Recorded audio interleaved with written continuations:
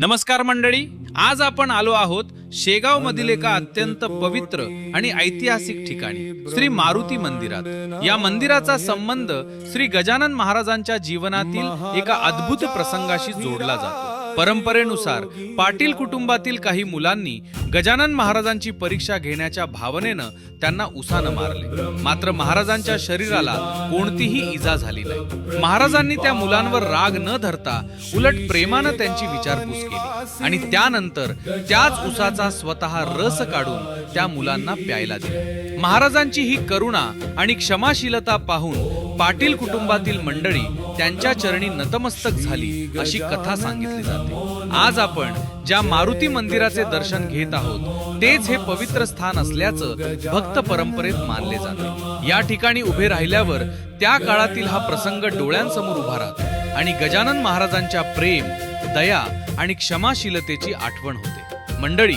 शेगावला येताना या पवित्र मारुती मंदिराला नक्की भेट द्या आणि या ऐतिहासिक प्रसंगाची आठवण मनात ठेवा। गणगण गणात बोते अशाच गजानन महाराजांच्या पवित्र स्थळांची आणि भक्तिमय कथा जाणून घेण्यासाठी अनिल सिंधू भक्ती चॅनलला सबस्क्राइब करा।